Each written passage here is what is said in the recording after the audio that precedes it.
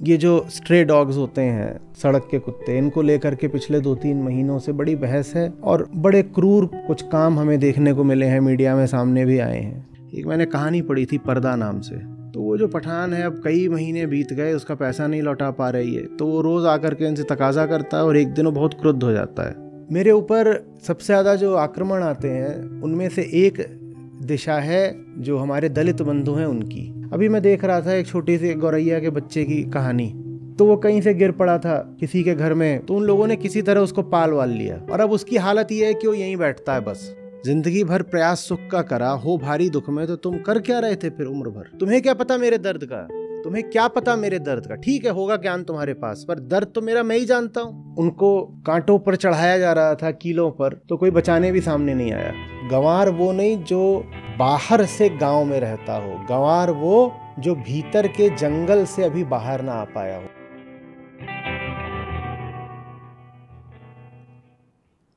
हम यहाँ बात करते हैं जो चीज़ें पहले से ही बहुत स्पष्ट हैं, एकदम साफ साफ कह दी गई हैं,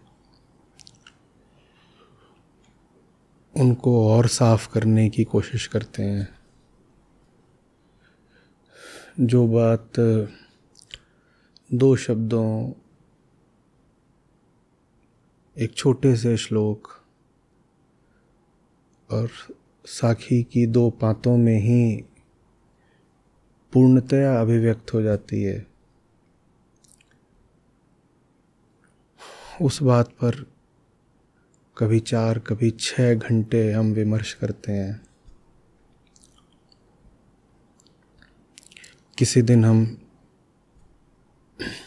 संतों को लेते हैं, कभी कृष्ण हमारे साथ होते हैं, कभी उपनिषद, कभी अन्य चिंतक विचारक, महात्मा बुद्ध, लाओ त्सु पर बात करते हैं। अतीत में भी इनके अतिरिक्त हम न जाने कितने विद्वानों पर बात कर चुके हैं,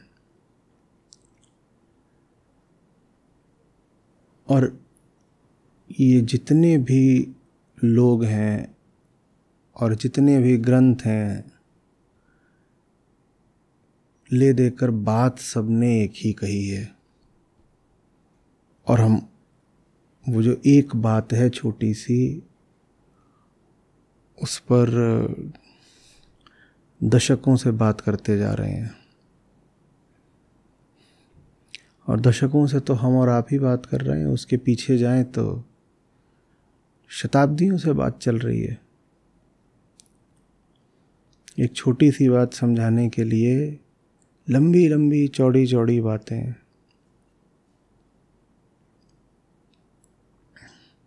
गीता है, गीता के भाष्य हैं, उन भाष्यों पर भी टीकाएं हैं फिर, और सैकड़ों तो भाष्य हैं। तो जो बात इतनी सीधी स्पष्ट होनी चाहिए, जो राज एक पल में खुल जाना चाहिए, वो बात हमें स्पष्ट होती क्यों नहीं है? हम मेहनत करे जा रहे हैं 50 दिशाओं से, 50 युक्तियों का इस्तेमाल करके किसी ऐसी चीज़ को पकड़ने की कोशिश कर रहे हैं जो शायद प्रत्यक्ष ही है।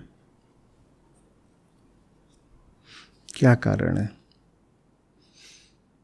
क्यों सब ऋषि मनीषी विचारक संत असफल हुए जाते हैं?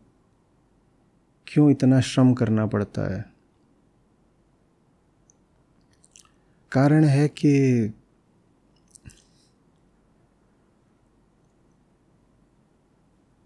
किसी दूसरे द्वारा किए गए श्रम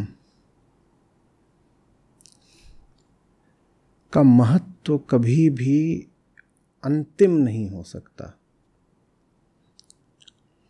अंतिम से क्या आशय है? कोई अन्य आपके ऊपर कितना भी काम कर ले, उसके द्वारा किया गया काम आपको एक बिंदु तक ले जा सकता है, लेकिन अंतिम सफलता तक नहीं।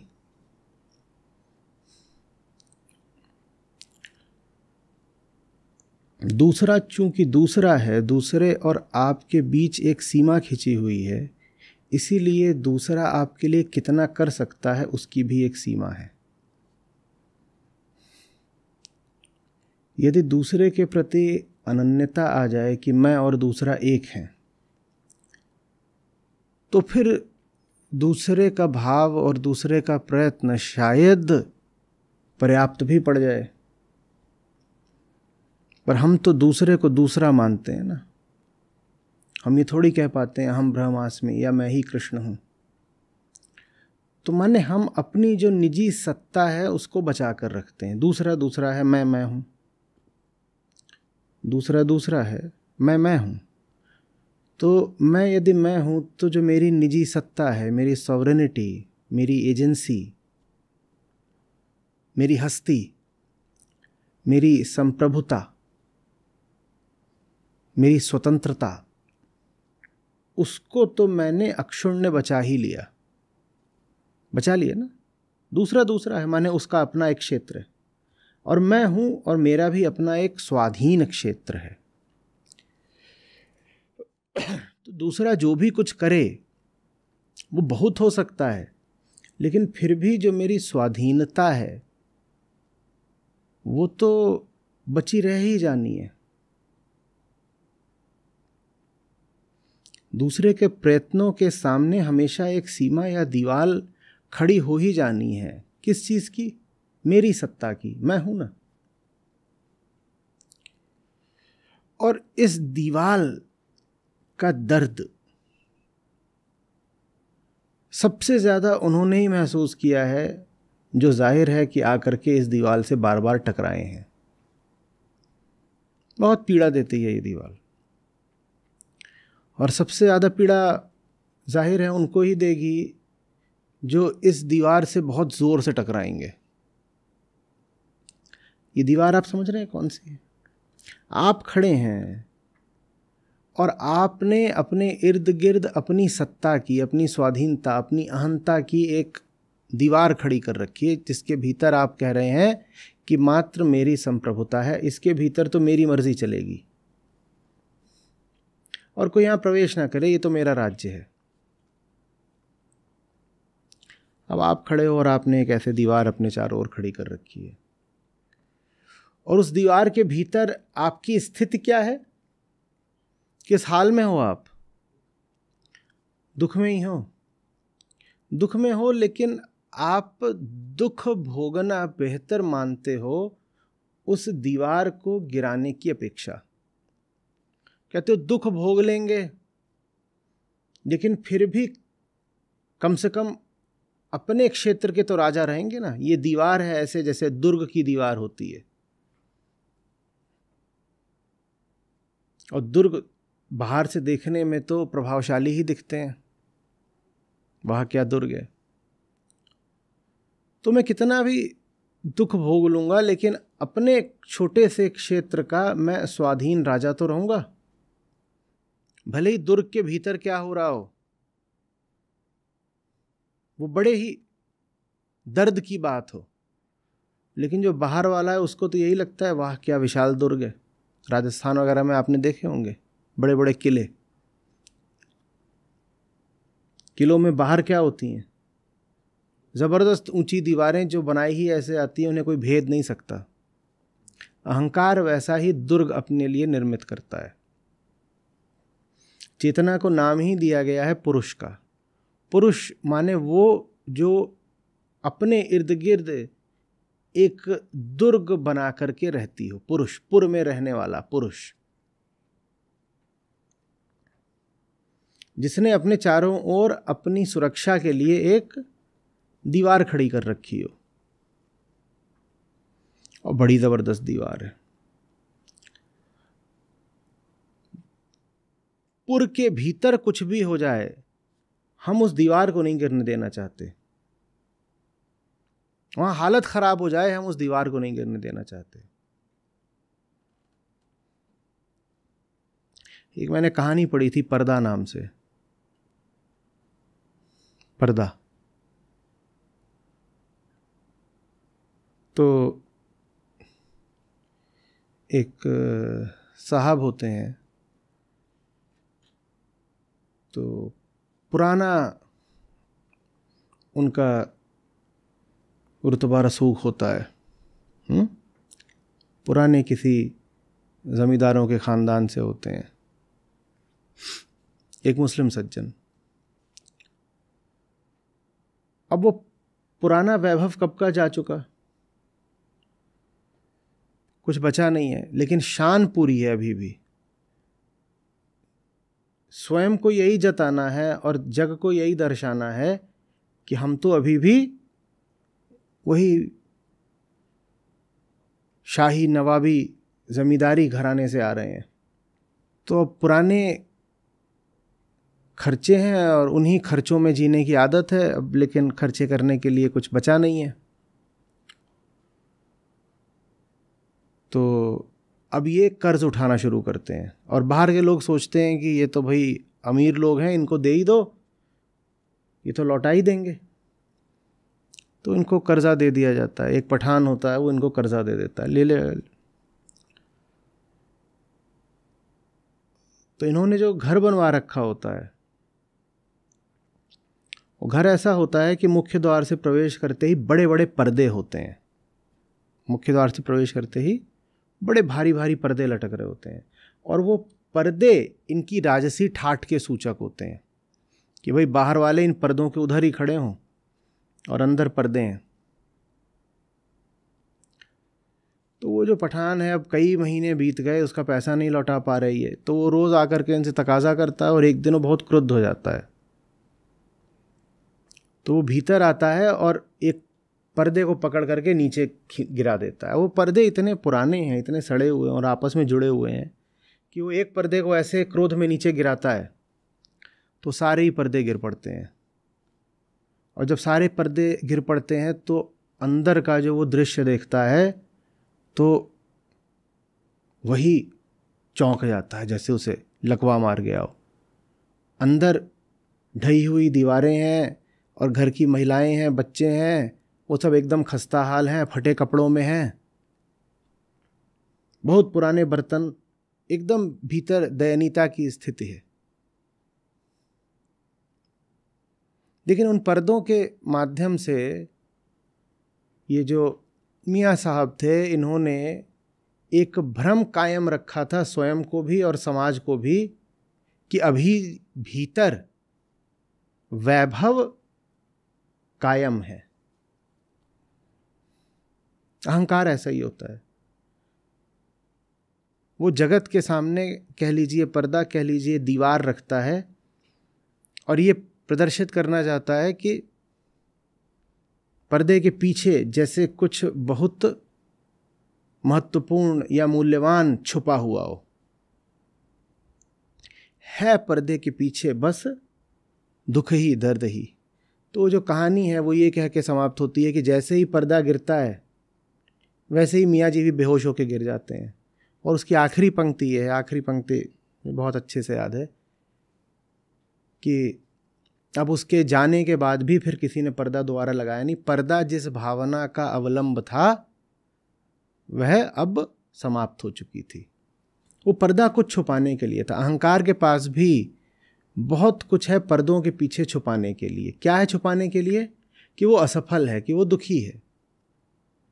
हम जिस दीवार की बात कर रहे हैं, अगर वो दीवार गिर गई तो हमारी वस्तु स्थिति का पर्दाफाश हो जाएगा। हमें ही देखना पड़ेगा कि हम कितनी खराब हालत में हैं। तो हम एक मोटा पर्दा, इसीलिए उसको मैं दीवार कह रहा हूं, हम खड़ी करके रखते हैं। बहुत मुश्किल होता है व्यक्ति के लिए ये स्वीकार करना कि वो भारी दुख में है। बड़े अपमान की बात है ना। जिंदगी भर दौड़ किस चीज़ के लिए रहे थे? सुख के लिए। और अब आके कह रहे हो भारी दुख में हो। तो जिससे कहोगे उसकी हंसी छूट जाएगी, वो कहेगा फिर तुम कितने नालायक निकले। जिंदगी भर प्रयास सुख का करा, हो भारी दुख में, तो तुम कर क्या रहे थे फिर उम्र भर?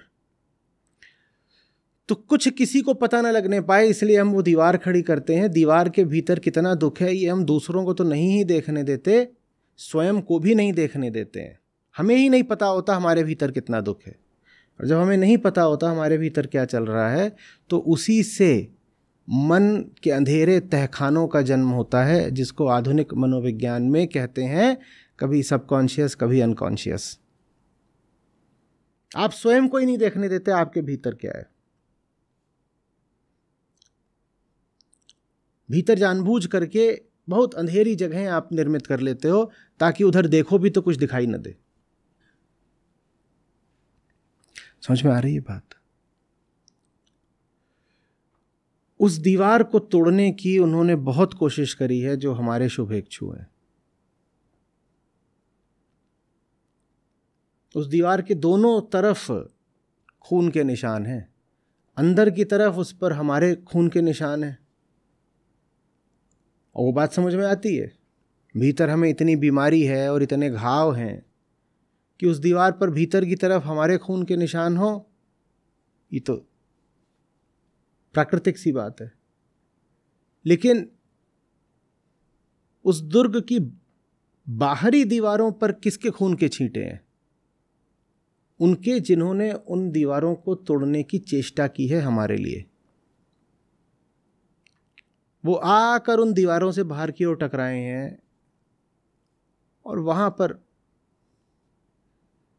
उनके प्रेम के, उनके यज्ञ के, उनके बलिदान के प्रमाण मौजूद हैं। वो भरपूर प्रयास करते रहते हैं, दीवार टूटती नहीं है। ईंट पत्थर की होती तो टूट भी जाती। वो दीवार जिद की है, वो दीवार अज्ञान की है, वो एक मानसिक दीवार है।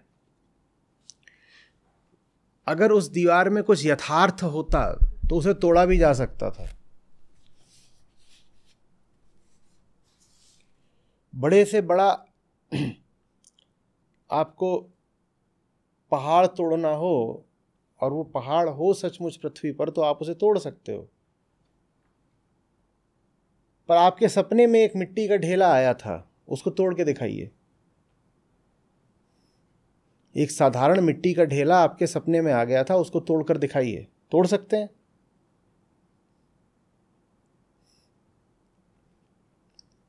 नहीं तोड़ सकते। ज्ञानियों ने कहा है कि ब्रह्म तो है ही जिसके विषय में कुछ न कहा जा सकता है न करा जा सकता है। ब्रह्म के अतिरिक्त एक और भी है जो अनिर्वचनीय है, माया। जैसे ब्रह्म बिल्कुल अप्राप्य है और अकथ्य है, वैसे ही माया है। उसके बारे में क्या बोलोगे? वो जो दीवार है वो माया है। माया की दीवार कैसे तोड़ी जाए, बड़ा मुश्किल है। वो जो माया है और वो अहम पर फल फूल रही है। माया को तोड़ने का मतलब होगा अहम को ही तोड़ देना।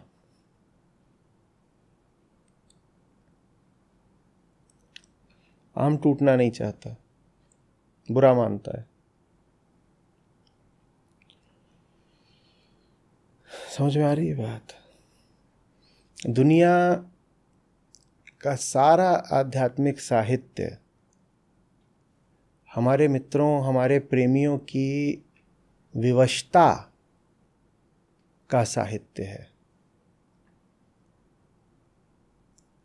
क्योंकि बात इतनी मुश्किल है ही नहीं कि इतना लंबा चौड़ा वर्णन करना पड़ता, कि इतने मोटे मोटे ग्रंथों में समझाना पड़ता। इतनी कोई कठिन या जटिल बात नहीं है। पर उनकी मजबूरी ये है कि हम समझने से इनकार करते हैं।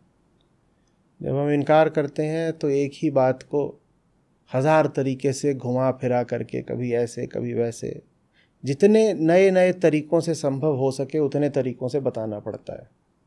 हम फिर भी मानने से मना ही करते हैं। समझ में आ रही है बात? ये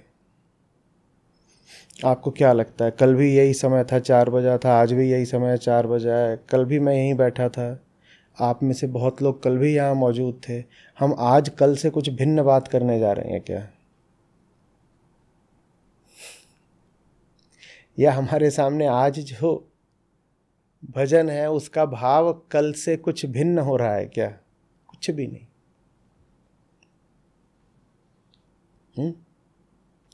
एक बड़ी विचित्र, थोड़ी मीठी सी बात है।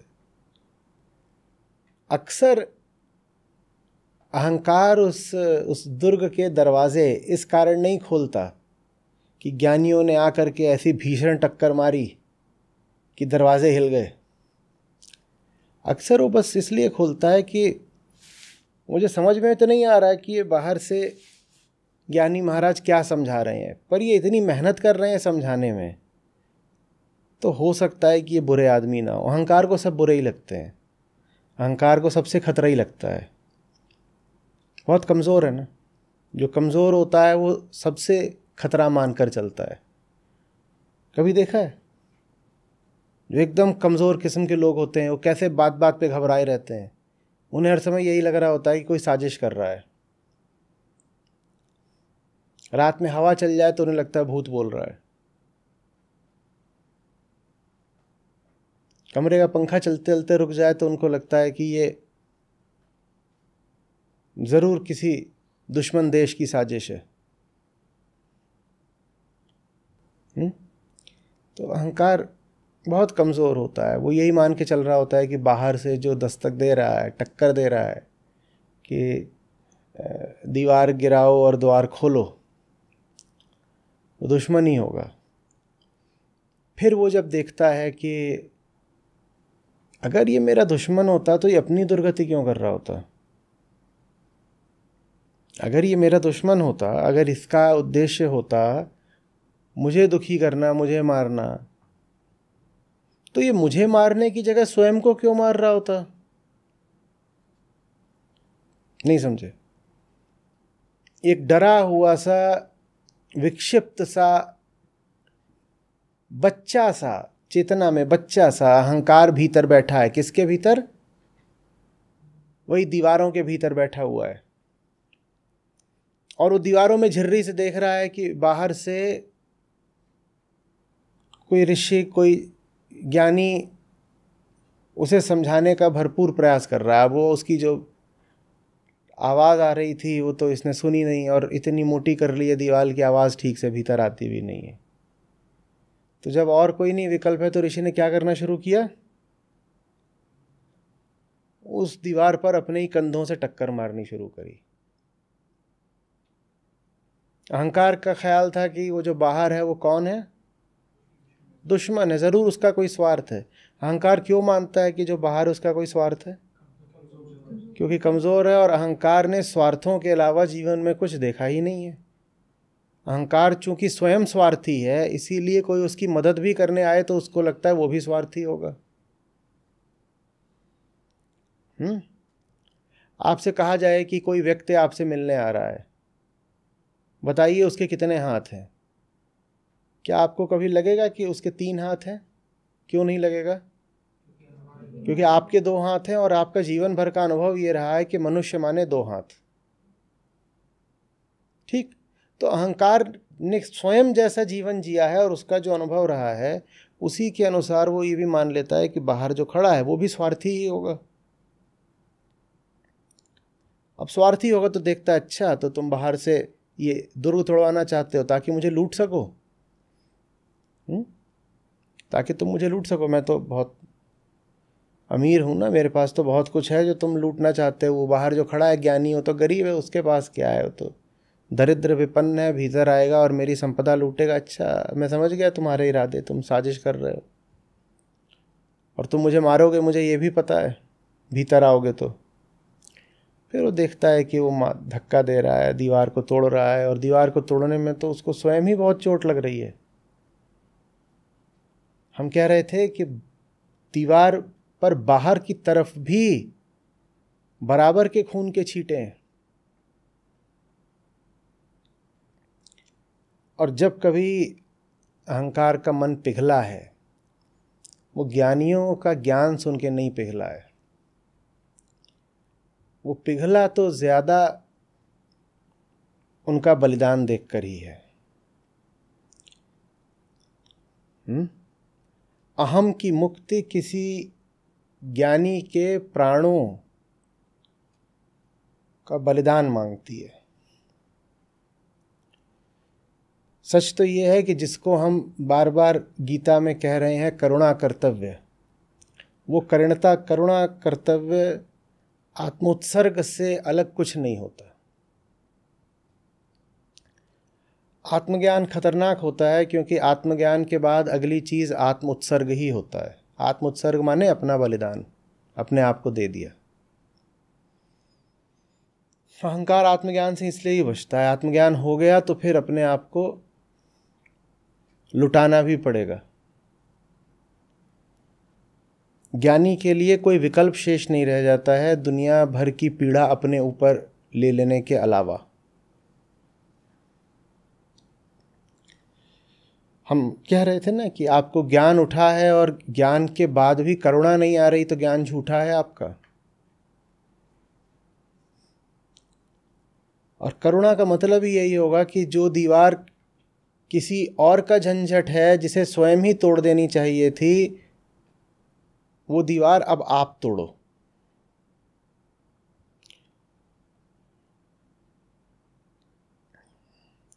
आपके ज्ञान से नहीं,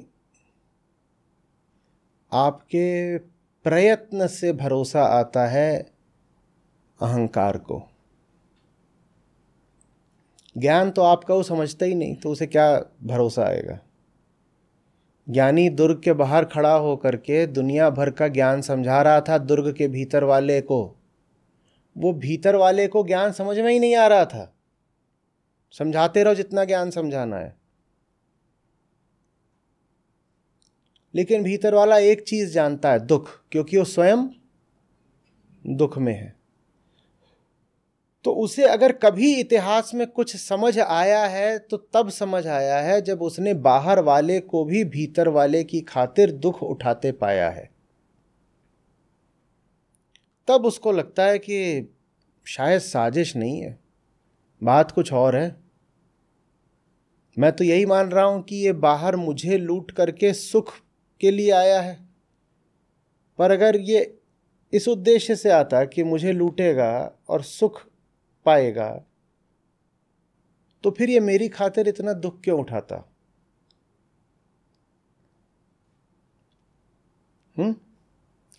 इसलिए मैं आपको बार बार बोला करता हूं दो बातें। पहली, मुक्ति और आनंद एक साथ चलते हैं। दूसरा, दर्द की गहराई का ही नाम आनंद है। इन दोनों को जोड़िए तो क्या निकलेगा?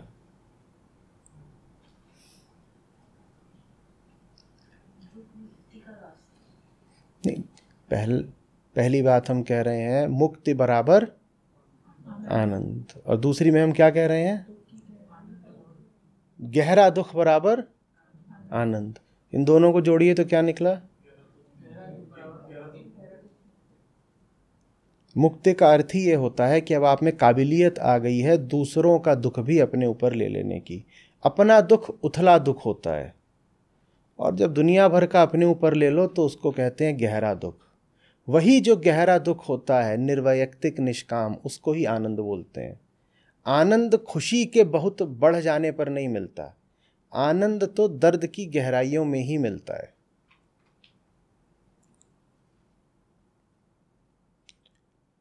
अपना दुख जो उठाए वो दुखी है, और सबका दुख जो उठाए वो आनंदित है। बस ये है। आप अगर दुखी हैं तो इसकी वजह ये नहीं है कि आपके पास दुख है। आप अगर दुखी हैं तो इसकी वजह यह है कि आपके पास सिर्फ अपना दुख है। दुख हटाने का तरीका यह है कि दुख बढ़ा दीजिए। जिसके पास सिर्फ अपना दुख है वो बहुत अभागा है, बड़ा वो कष्ट सहेगा, और जिसके पास सबका दुख है वो दुख से मुक्त हो जाता है, वो आनंदित हो जाता है। समझ में आ रही है बात? तो खून के छींटे दीवार के भीतर भी हैं और दीवार के बाहर भी हैं, लेकिन दीवार के भीतर क्या है? दुख, छोटा दुख, व्यक्तिगत दुख। और दीवार के बाहर क्या है? बड़ा दुख, महादुख, समष्टिगत दुख। उसी को क्या बोलते हैं? आनंद।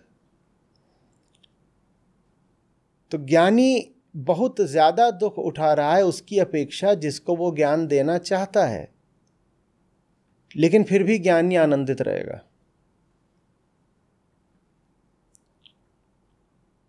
और जो अज्ञान में है, अपनी ही व्यक्तिगत सत्ता में बंधा हुआ है, वो अपने छोटे दुख में भी बड़ा दुखी रहेगा। समझ में आ रही बात कुछ? ये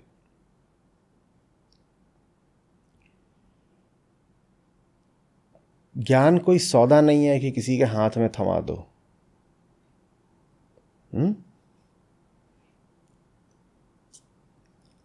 ज्ञान एक रिश्ता होता है।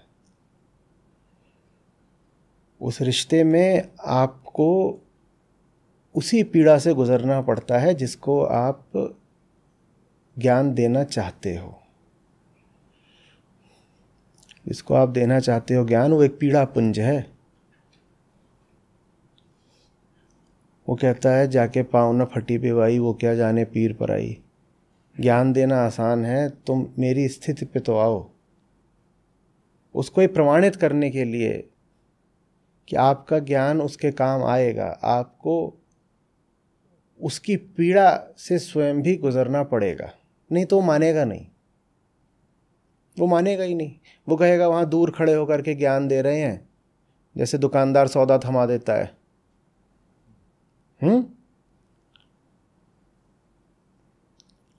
कहता ये लो, ये ले जाओ। उससे क्या हो गया? तुम हमारा दर्द जानते भी हो, तुम्हें पता भी मैं किस चीज से गुजर रहा हूं,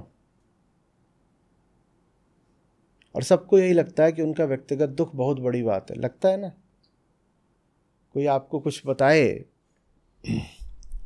तो आप यही तो बोलोगे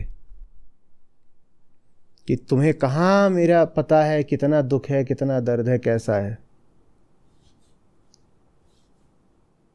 तुम्हें क्या पता है? अक्सर हमें संदेश आते हैं कि आप इतनी बातें बोल रहे हैं, आप इन बातों से आपको क्या पता ये सब। जब आपके बच्चे नहीं हैं तो आप क्यों बता रहे हैं कि बच्चों की परवरिश कैसे? कई तरह के।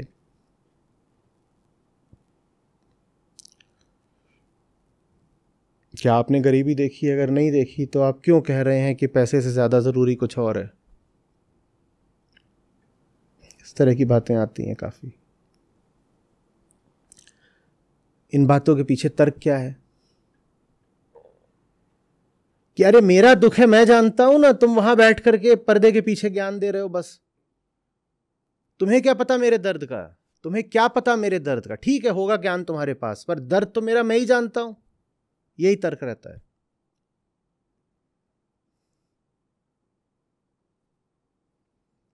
तो फिर जो ज्ञानी होता है उसे प्रमाणित करना पड़ता है। वो कहता है अगर दर्द की ही बात है तो लो, जितना तुम झेल रहे हो उससे कई गुना मैं झेल रहा हूं, लो देखो।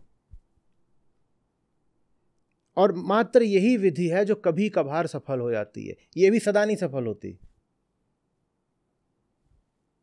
कभी कभार लेकिन ये चल जाती है। ज्ञान वाली विधि तो चले, इसकी संभावना 1,00,000 में 1 है, पर यह विधि थोड़ी ज्यादा सफल हो जाती है।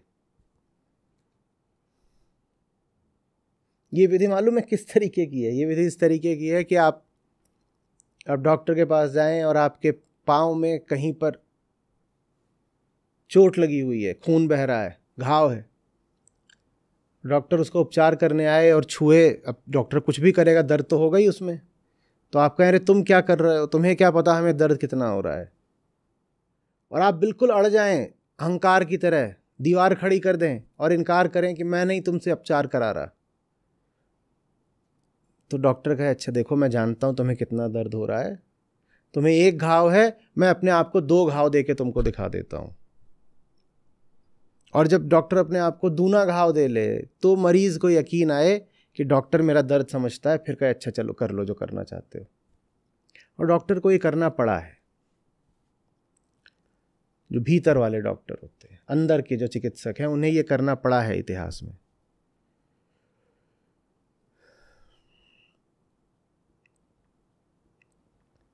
ये ऐसा नहीं है कि बहुतों ने अपना तन सुखाया तो अपने लिए सुखाया। तन सुखाने की कोई विशेष ज़रूरत होती नहीं है। तन तो प्रकृति है, तन अपने हिसाब से चल सकता है। कोई विशेष आवश्यकता नहीं होती है कि ज्ञानी कहे कि मुझे तो अपना शरीर सुखाई देना होता है। अगर ज्ञानी वास्तव में ज्ञानी है तो जान गया है कि शरीर की अपनी एक गति है, उसे करते रहना चाहिए, मुझे उसमें हस्तक्षेप की कोई ज़रूरत नहीं। पर ज्ञानियों ने तन खूब सुखाया अपना, इसलिए नहीं कि इससे उनकी साधना में सहायता होती थी, इसलिए क्योंकि इससे दूसरों को भरोसा आता है कि ये दुख दर्द भूख और गरीबी जानता है। देखो इसकी खाल भी इसके हाड़ से चिपकी हुई है, ये समझता है कि हमारा दर्द क्या है। नहीं तो क्या आवश्यकता है। बुद्धों महावीरों ने अपने राजमहल छोड़ दिए, वास्तव में कोई आवश्यकता नहीं थी।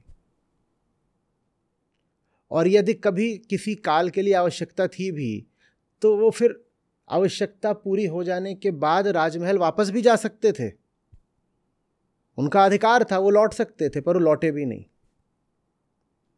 क्योंकि लोग नहीं स्वीकार करेंगे किसी राजपुरुष की बात को। अब बुद्ध महल से निकल के आ रहे हैं अपने शाही रथ पर बैठे हुए, मुलायम कोमल अलंकृत वस्त्रों से सुसज्जित बुद्ध, और क्या उनके घोड़े हैं और क्या सारथी है। और उसके बाद वो जा रहे हैं और ज्ञान दे रहे हैं कि देखो दुख तो कामना से आता है और फलानी फलानी चीज़ों का त्याग किए बिना दुख नहीं जाएगा। लोग नहीं सुनेंगे, लोग कहेंगे अरे तुम्हें क्या पता, मैं गरीब किसान हूं, मैं नंगे पांव चलता हूं, मैं दिन रात धूप में खटता हूं। और एक बार आत्मज्ञान हो जाए तो आप जान जाते हो कि त्याग भी होता तो व्यर्थ ही है। अष्टावक्र गीता 8वां अध्याय पहले 2 श्लोक राजा जनक को अष्टावक्र मुनि क्या बोल रहे हैं कि बंधन का जितना बड़ा लक्षण है पकड़ना, उतना ही बड़ा लक्षण है छोड़ना।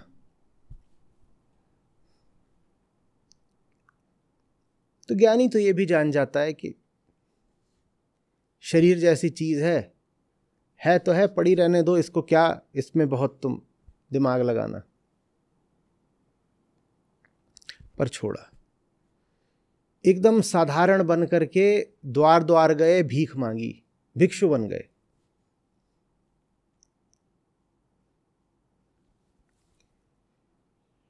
जो ईसा ने करा वो संभव नहीं हो पाता अगर सूली नहीं होती।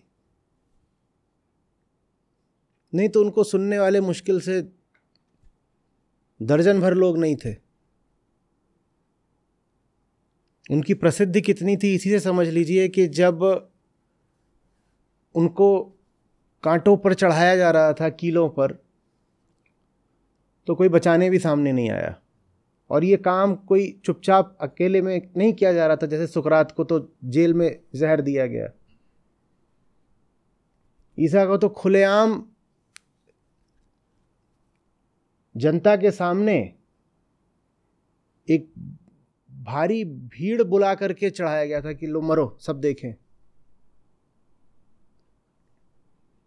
और अपमान ये था कि उन्हीं के साथ जो और साधारण किस्म के अपराधी थे उनको भी, कि ये सब एक तरह के हैं, इनको भी, कोई चोर है कोई कुछ है, उनके बीच में इनको भी सजा दी जा रही है। लेकिन वो होने के बाद फिर लोगों को समझ में आया, कहा कि अगर ये आदमी स्वार्थी होता तो हमारे लिए मरता क्यों? वरना तो अहंकार को यही लग रहा होता है कि कोई उससे कुछ बात बोलने आया है तो स्वार्थ की खातिर ही बोलने आया होगा। और इसमें क्या दोष दे, क्योंकि अनुभव भी यही रहा है। आपसे किसी ने कभी भी दो बातें बोली हैं तो आपको ठगने के लिए ही बोली हैं। आपको किसी ने कोई रास्ता कभी दिखाया है तो आपको लूटने के लिए ही दिखाया है।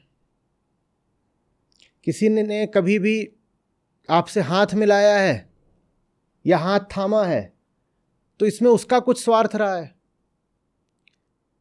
यही अनुभव रहा है जीवन भर का और इतिहास भर का।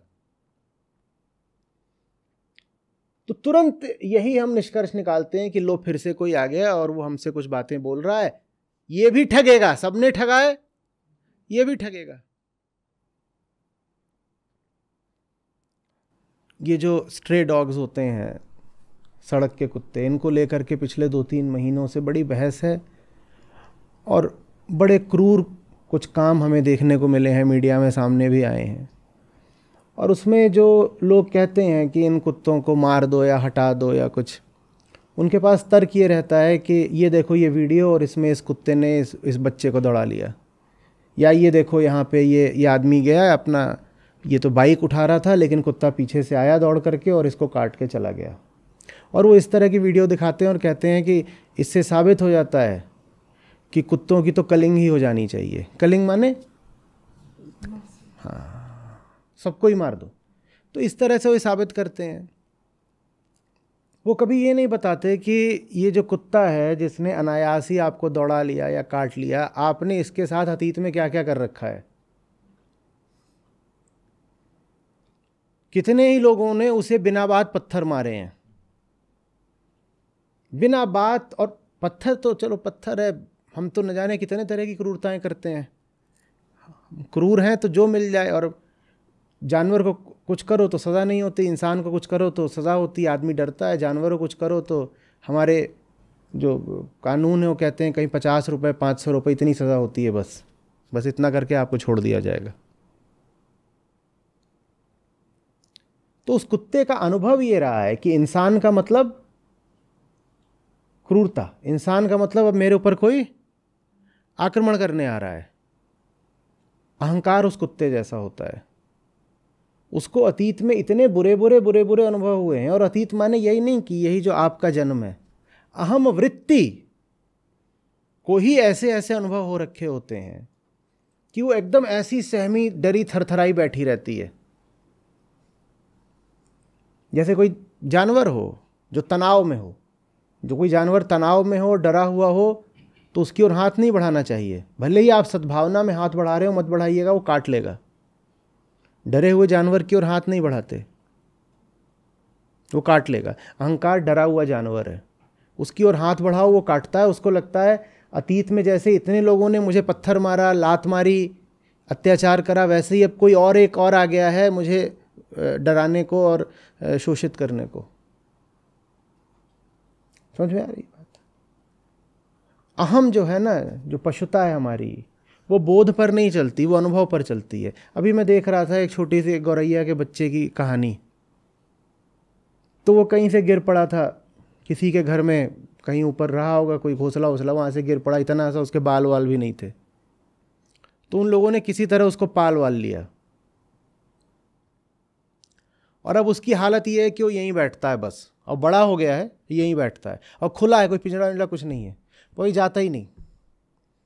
कहीं खिड़की से बाहर भी निकल गया तो अपना आधा 1 घंटा इधर उधर फुदक के अपना वापस आ जाता है और यहीं बैठता है।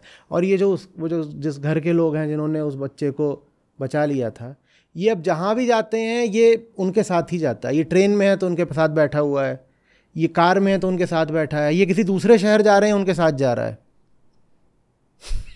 और कोई पिंजरा नहीं, कुछ नहीं। अनुभव की बात है।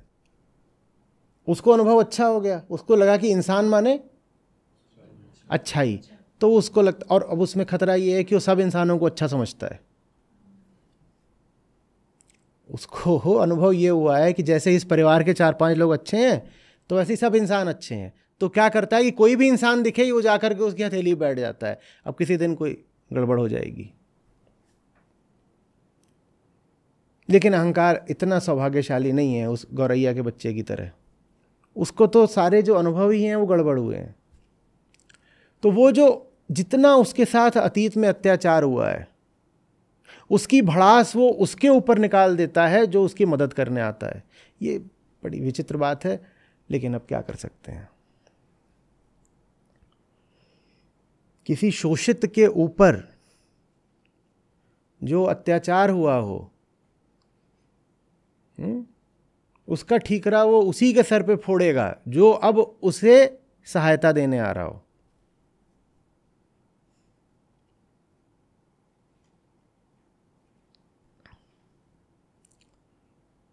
खास तौर पे अगर वो उसी दिशा से आ रहा हो जिस दिशा से अत्याचार आया था अतीत में।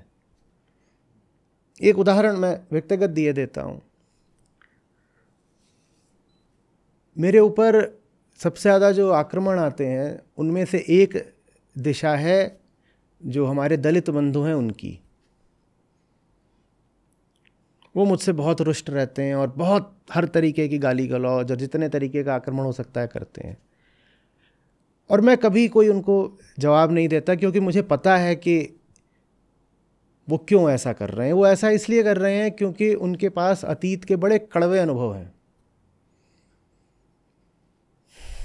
उनके साथ अतीत में गलत तो हुआ ही है ना, तो उनको लगता है आज भी अगर कोई उनसे बात कर रहा है तो कुछ गलत करने के लिए ही कर रहा होगा। और विशेषकर जब वो ये देखते हैं कि जन्म की जाति से मैं ब्राह्मण हूँ, तो उनको और गहरा शक हो जाता है कि ये व्यक्ति हमारा शोषण करने के लिए ही आया है। तो जितने तरीक़ों से हो सके मुझ पर आक्रमण करते हैं और अपशब्द बोलते हैं, सब सारा काम कर डालते हैं। उनका शक दूर ही नहीं हो रहा। उनको लगता है कि धर्म ने ही तो उनका शोषण करा है और ये इंसान धर्म की बात कर रहा है तो ज़रूरी उनका शोषण और बढ़ाना चाहता है। उनके मन में ये बात बैठ गई है कि धर्म का मतलब ही अत्याचार। वो देख ही नहीं पा रहे कि मनुस्मृति वाला धर्म और कठ उपनिषद वाला धर्म अलग अलग होता है, श्रुति और स्मृति वाला धर्म अलग अलग होता है। पर वो नहीं देख पा रहे। मैं इसमें उनकी गलती भी नहीं मानता। वो मुझे कितना भी बोलते रहे मुझे स्वीकार है, क्योंकि मैं जानता हूँ कि उनके साथ अतीत में ठीक नहीं हुआ है। यही होता है। जो आपको मिलेगा अपने पास, आप उसी को तो मारोगे ना। जिसने आप पर अत्याचार करा वो तो आया, उसने आपको मारा और भग गया। अब आप उसके साथ तो कोई बदला निकाल नहीं सकते। तो अब आपको जो अपने निकट मिलता है आप उस पर भड़ास निकाल देते हो। और निकट आपके कौन आ रहा है? जो आपकी सहायता करना चाहता है। तो जो सहायता करने के लिए आपको पास में मिलेगा आप उसको पीटना शुरू कर दोगे, कहोगे ज़रूर तूने ही अत्याचार करा था मेरे ऊपर। वो कह रहा है भाई मैंने अत्याचार नहीं करा। जिसने अत्याचार करा वो तो सब कुछ कर कुरा के भाग गया है, मैं तो मदद करने आया हूँ। तो कहेगा मदद नहीं चाहिए, तू भी उन्हीं के गैंग में शामिल है। ये सब होता है। समझ में आ रही है बात? कई बार उसको समझाने का तरीका ही यही होता है कि अगर वो आपको पीटना चाहे तो आप पिट लीजिए।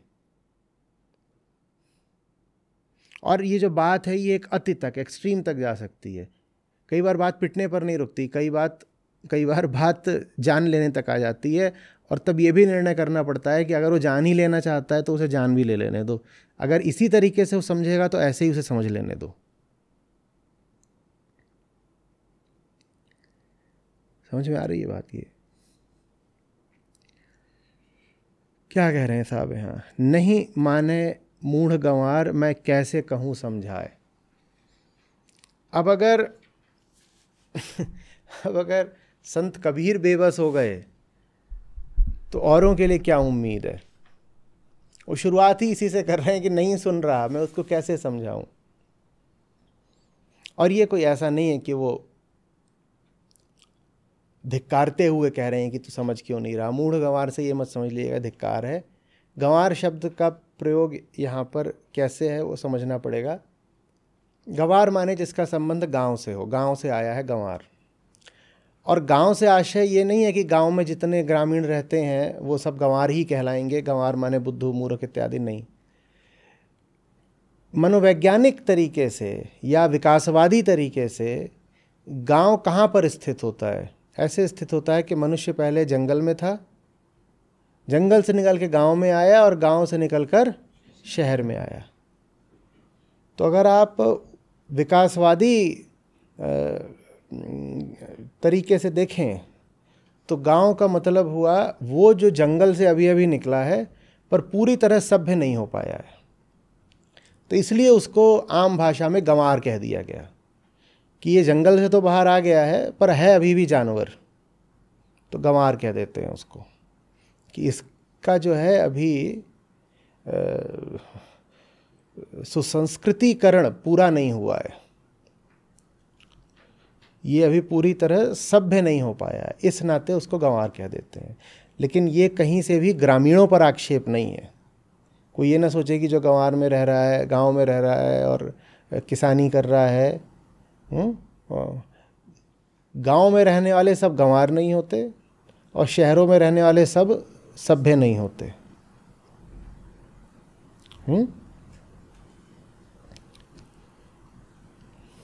बहुत सुंदर कविता है कवि नागार्जुन की, उसका शीर्षक है सांप।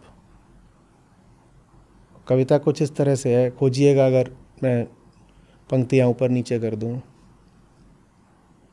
सांप तुम सभ्य तो हुए नहीं, शहर में बसना भी तुम्हें नहीं आया, एक बात पूछूं उत्तर दोगे, फिर कहाँ से सीखा डसना, विष कहाँ से पाया। तो ये जो है ये शहरी सभ्यता पर करारी चोट है। तो ऐसा नहीं कि सब गांव वाले ही गंवार होते हैं, शहर वाले ज़्यादा गंवार होते हैं। सही बोला है, ऊपर नीचे कर दिया कुछ? अज्ञेय की है, हाँ अज्ञेय की है। हाँ, तो मैंने नगर को शहर कर दिया था।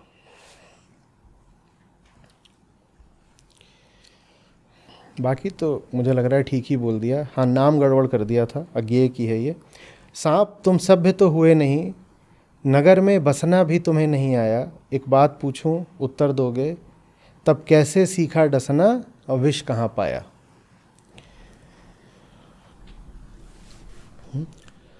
तो आदमी निकला तो था जंगल से कि सभ्य सुसंस्कृत हो जाएगा तो भीतर की पशुता समाप्त हो जाएगी, पर वैसा होता नहीं है। जब वैसा नहीं होता तो फिर उस पर कवियों का आक्रोश प्रकट होता है।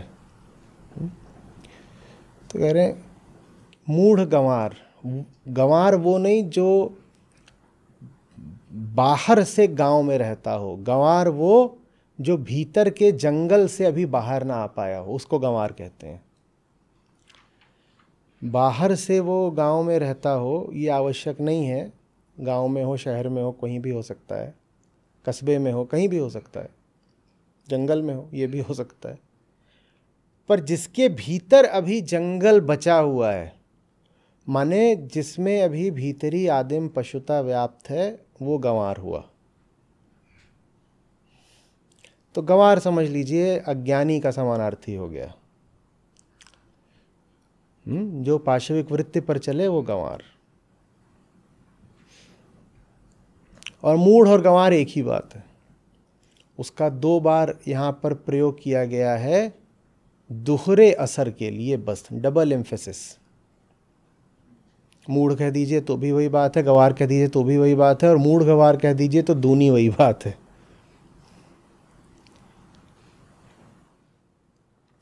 नहीं माने मूढ़ गंवार मैं कैसे कहूँ समझाए। आप किसी की बात समझ भी पाओ, इसके लिए आप में कुछ तो समझाने वाले जैसा होना चाहिए ना। आप किसी इंसान को समझाते हो, संभावना ज़्यादा है कि वो समझ जाएगा। आप किसी बिल्ली को समझाओ, वो नहीं समझती, वजह क्या है?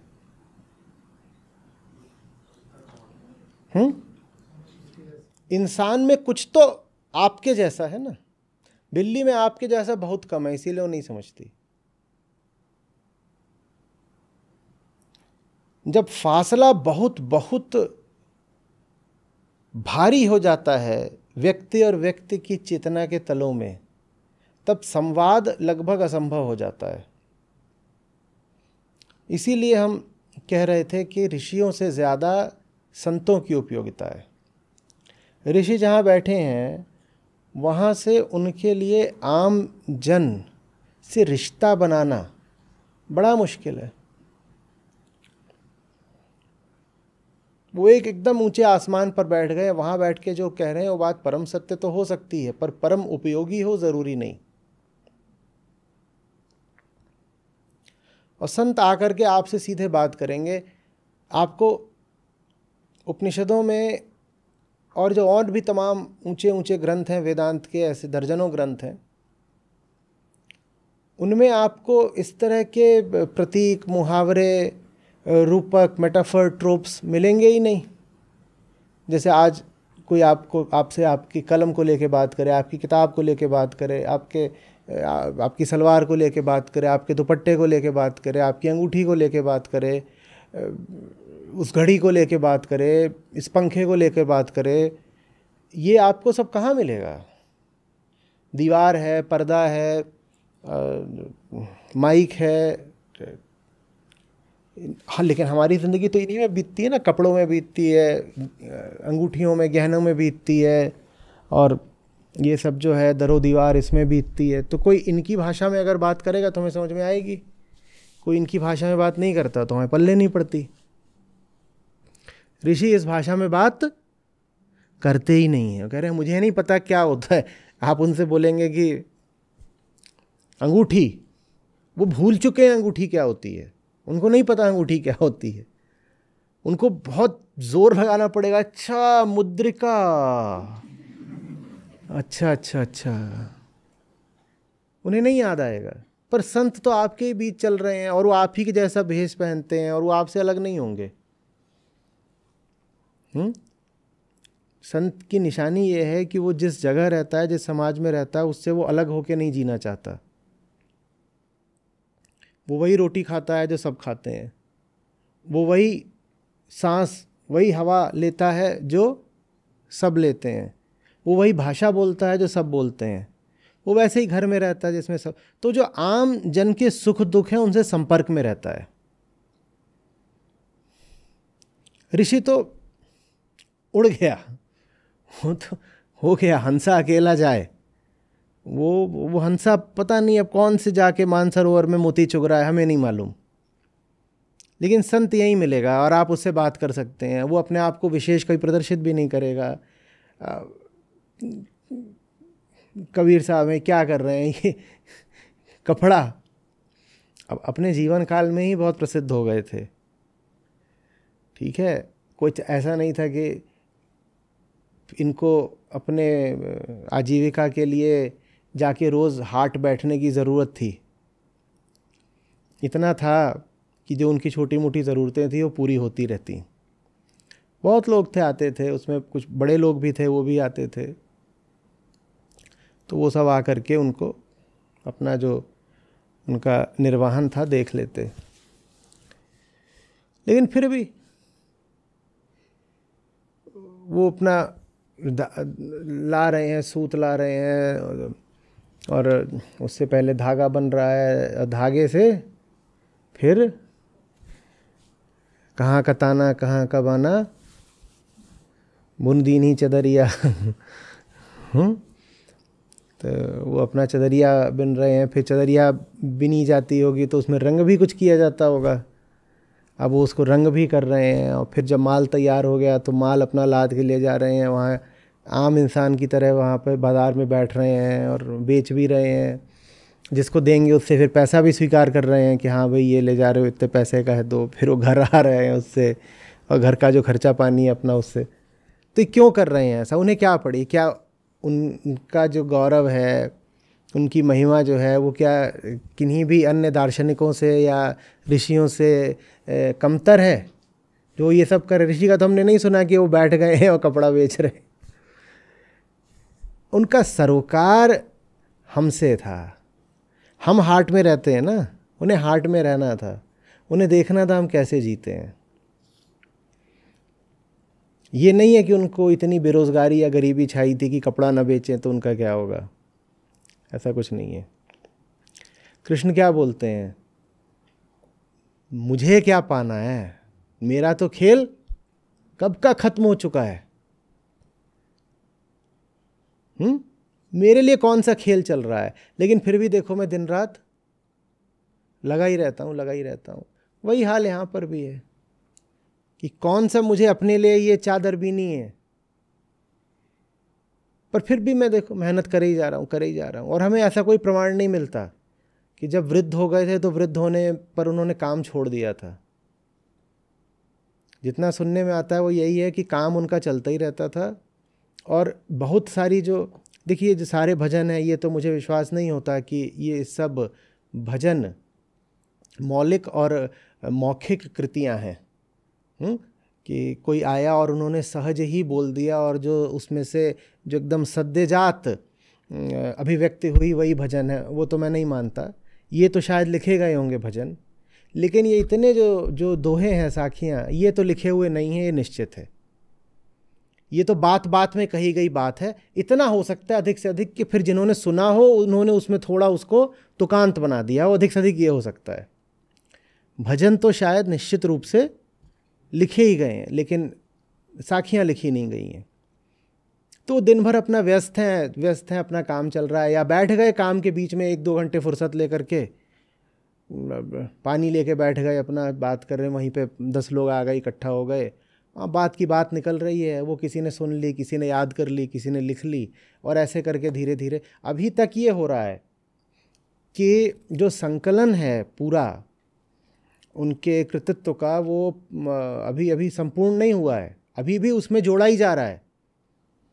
कहीं राजस्थान जाओ तो वहाँ से 3 नए भजन मिल जाते हैं। फिर जो कबीर पंथियों का अगला ग्रंथ आता है उसमें वो 3 जुड़े हुए होते हैं, कहते हैं ये और था, आज तक पता ही नहीं था, तो फिर वो 3 जुड़े हुए होते हैं। तो ऐसे ऐसे करके उत्तर भारत में अलग अलग जगहों से, कहीं पंजाब से कुछ मिल जाता है, कभी किधर से, तो वो उसमें जुड़ता रहता है। तो वो हमें जान रहे हैं, वो हमें बिल्कुल साफ साफ देख पा रहे हैं कि इनकी हालत क्या है, और वो दिन रात हमसे बात कर रहे हैं। और दिन रात जब बात कर रहे हैं तो घोर विफलता झेल रहे हैं। वो बात करे ही जा रहे हैं, लेकिन इन शब्दों को अपने भीतर उतरने दीजिए ज़रा। नहीं माने मूढ़ गवार, मैं कैसे कहूँ समझाए। और यही जो भाव है जिसमें करुणा भी है और विफलता की टीस भी, वो आपको आगे लगातार अंत तक मिलेगा। यहाँ पे कोई जय का उद्घोष नहीं है कि देखो सबको समझा दिया, सबको मुक्त कर दिया, वो सब कुछ नहीं है। कह रहे मैं और क्या करूं राम, ये बता दे। और क्या करूं कि इनको कुछ समझ में आए। ये तो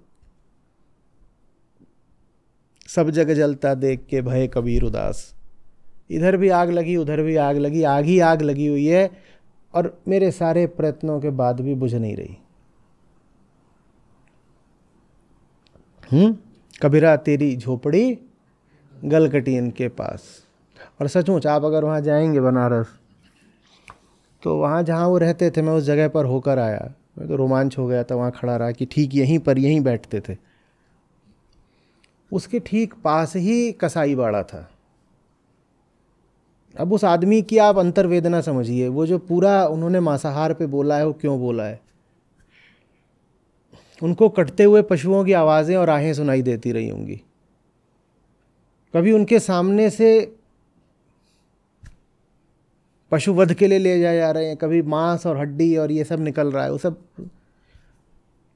तो यही वजह है कि कबीर शायद अकेले संत हैं इतिहास में, शायद अकेले वो मर्मज्ञ हैं जिन्होंने पशुवध और मांसाहार के खिलाफ इतना ज़्यादा बोला है।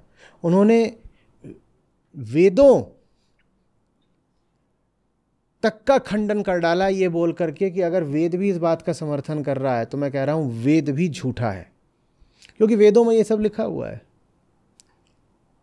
तो एक उनकी बड़ी अद्भुत साखी है जहाँ कहते हैं अश्वमेध गौमेध अजमेध नरमेध, कहें कबीर अधर्म को धर्म बताए वेद। कह रहे हैं तुम्हारा वेद अगर ये सब बातें कर रहा है, अश्वमेध अजमेध ये सब, अज माने बकरा, बकरा काटना, अश्वमेध तो आप जानते ही हो। तो अगर तुम्हारे वेद में भी ये सब बातें लिखी हैं तो तुम्हारा वेद भी अधर्म को धर्म बता रहा है। वेद भी ठीक नहीं है। अगर ये बात अगर वेद भी करेगा तो मैं वेद को भी ठुकरा दूंगा। पशु मात्र के प्रति करुणा वेद के सम्मान से ऊंची बात है। वेद की पांत के लिए, वेद के शब्द के लिए मैं ये नहीं देख सकता कि वहाँ पे वो आप किस लिए आप पशु का वध कर रहे हो। उनका एक बड़ा प्यारा, जिसमें बोलते हैं कि पंडित बकरिया काहे को मारी, सीधी चुनौती है। और यही बात उन्होंने मुल्लों मौलानाओं से भी बोली थी कि ये जो तुम कर रहे हो ना, तो एक जगह है जहाँ काजी से बोलते हैं कि अभी तेरा बेटा मरा है और तू इतना दुख मना रहा है काजी, और ऊपर जो बैठा है ना ये सब उसके बेटे हैं, तो जो तू इनको हलाल किया करता है सोच उसको कितना दुख होता होगा। तूने, तेरा अभी बेटा मर गया होगा किसी का, तो उसको संबोधित करके बोलते हैं कि तेरा अभी बेटा मरा है और तू इतना शोक मना रहा है, और ये जितने ये हैं यहाँ पे, ये छोटे छोटे जानवर, ये सब उसके बच्चे हैं, और तू इनको रोज़ हलाल करता है, तो सोच उसको क्या लगता होगा। और एक दो नहीं, मतलब दर्जनों में उनके हैं जहाँ वो इसी मांसाहार के विरुद्ध ही बात करते हैं, पशु क्रूरता के विरुद्ध। तो ये दर्द रह जाता है। कबीरा तेरी झोपड़ी गलकटियन के पास। फिर शायद जैसे अपने आप को ही समझाने के लिए बोलते हैं, जैसी करनी वैसी भरनी, तू क्यों भया उदास। उनकी उदासी कितनी गहरी रही होगी कि उन्हें खुद से ही बात करनी पड़ रही है कि कबीर क्यों इतने उदास हो रहे हो। वहाँ वो सब गलकटियन दो ही तरह, एक ही यही नहीं है कि जो जानवरों का गला काट रहा है उसको ही कह रहे हैं गलकटियन। वो जो पूरा समाज है वही गलकटियों का समाज है ना। कहीं पर तो गला काटा जाता है ऐसे कि शरीर का ही काट दिया, और कहीं पर तो गला भीतर भीतर चुपचाप काटा जाता है, सालों तक धीरे धीरे गला काटा जाता है। तो कह रहे कबीरा तेरी झोपड़ी गलकटियन के पास, काहे भया उदास। तो उदासी तो है ही, वही उदासी इन पंक्तियों में परिलक्षित हो रही है कि नहीं माने मूढ़ गवार, मैं कैसे कहूँ समझाए। नहीं मानते, क्या करूँ और क्या करूँ।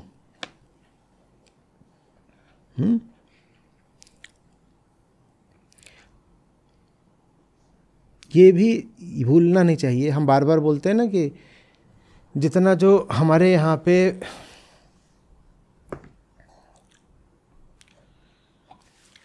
कि जो ये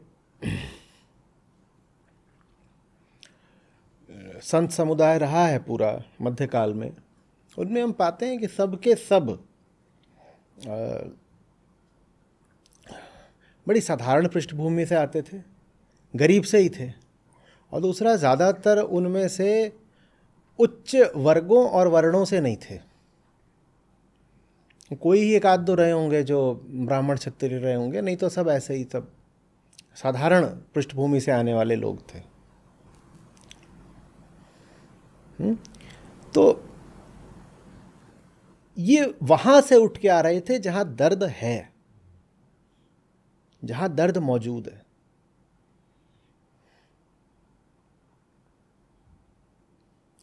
और इनमें इसीलिए फिर कुछ महिलाएं भी थीं।